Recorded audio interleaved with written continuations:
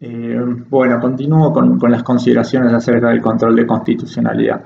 Eh, entonces, una pregunta es cómo tratar de eh, alinear la función del juez, que hoy está reconocida en la Constitución, con este problema de su legitimidad.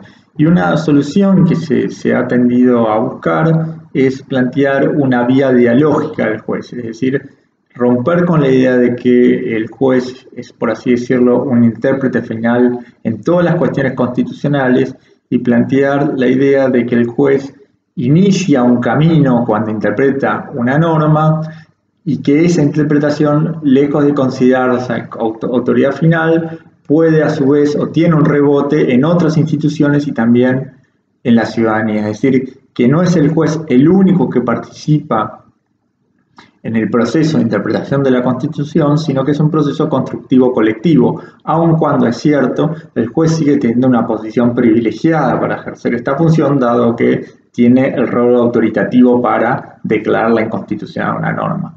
Pero un poco la idea del planteo dialógico apunta a permitir que en determinadas cuestiones el juez convoque a otras partes a opinar sobre el tema. Esto es algo que la Corte ha empezado a implementar en los últimos años, bajo la figura de la amicus curiae, que es justamente un tercero que sin ser necesariamente parte del proceso puede opinar acerca de la controversia.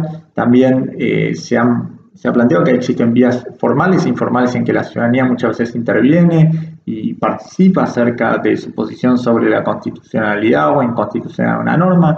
Esto, por ejemplo, lo vimos muy claramente cuando fue el tema del debate sobre aborto y se planteaba si eventualmente la norma violaba o no la Constitución. Algunos decían que la reglamentación la violaba, otros decían que no, daban sus explicaciones y todo ello contribuye también a el proceso interpretativo. De todas formas, para cerrar un poco esta cuestión, no es un tema saldado, es un tema que se sigue discutiendo y es bueno, deténganse en leer cuáles son las razones que da cada teoría para tratar de defender o atacar la figura del juez como órgano competente a cargo del ejercicio de esta función. Más allá de esa discusión, lo cierto es que hoy está reconocido en nuestra Constitución que es el juez el órgano competente, o los jueces son los órganos o las personas competentes para ejercer esta función, y esta función va a tener ciertas condiciones para poder ejercerse. Entonces, en primer lugar, hay que saber que nuestro sistema de control de constitucionalidad es controvertido, difuso e interpartes. Cuando digo controvertido, y este es un factor fundamental, es decir que un juez no interviene a menos que haya un interés jurídico afectado, es decir, que haya un caso. Para que un juez pueda declarar la inconstitucionalidad de una norma, tiene que haber un caso. Esto significa que alguna de las partes del proceso tiene que tener un interés jurídico afectado derivado de la aplicación de la norma que cuestiona. Dicho en criollo, ¿qué quiere decir esto? Que el juez no actúa en abstracto o con una función consultiva. Un juez no puede levantarse un día y ponerse a leer, pedir el boletín oficial y decidir qué norma le parece que viola o no la Constitución para llegar al tribunal y declarar su inconstitucionalidad. Debe ser planteada la inconstitucionalidad en el marco de un proceso.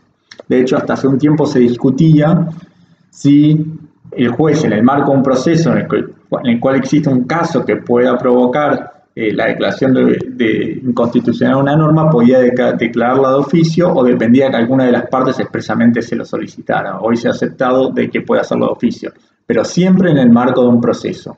Un juez, si no es en el marco de un proceso, no puede declarar la inconstitucional de una norma. Tiene que haber un interés jurídico afectado derivado de esa norma que se dice violatoria de la Constitución.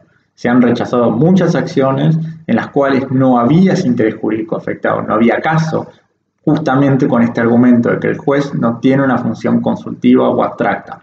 En otros sistemas, como los sistemas concentrados, justamente es al contrario, los jueces en general pueden declarar inconstitucional la norma en forma abstracta. Eso por cuanto hay un solo tribunal que lo tiene esta facultad. Acá, recuerden que todos los jueces en el marco de su competencia, esto quiere decir en el marco que tengan un caso en el cual puedan intervenir, por las razones que fuera, cuáles son las reglas de competencia, puede ser territorio, materia, por lo que sea. Si pueden intervenir y si efectivamente hay un interés jurídico afectado derivado de la aplicación de esa norma que se dice que viola la Constitución, entonces pueden declararla inconstitucional una norma.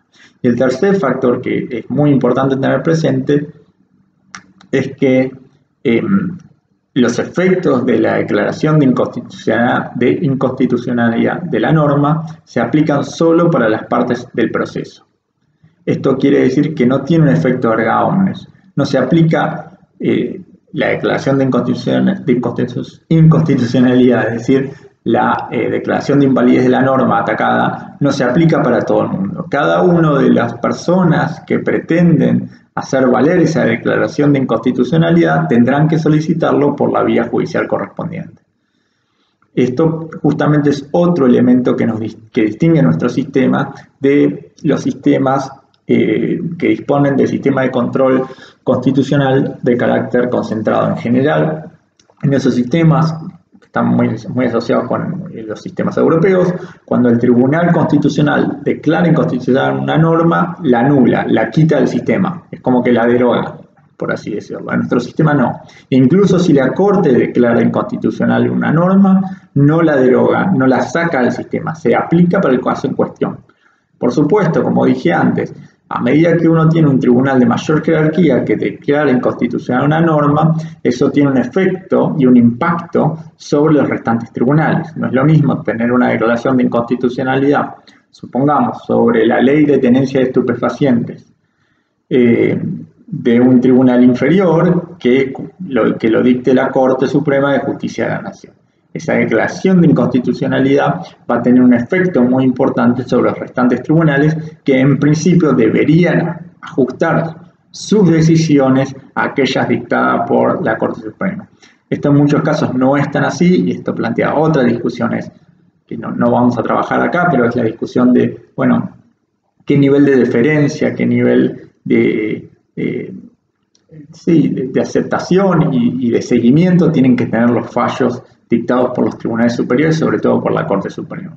Esto lo digo porque en el sistema que hemos tomado, Estados Unidos, existe una regla que se llama el stare decisis, o la regla del precedente, y es una regla que obliga a que los tribunales inferiores ajusten sus decisiones a la de los tribunales superiores. Es decir, la utilización del precedente o la aplicación del precedente no es optativo, están obligados a seguir esas reglas. De hecho, los precedentes en el sistema anglosajón crean reglas de derecho. A partir de las decisiones judiciales se van generando reglas de derecho como si hubiesen, por así decirlo, sido dictadas por los órganos legislativos.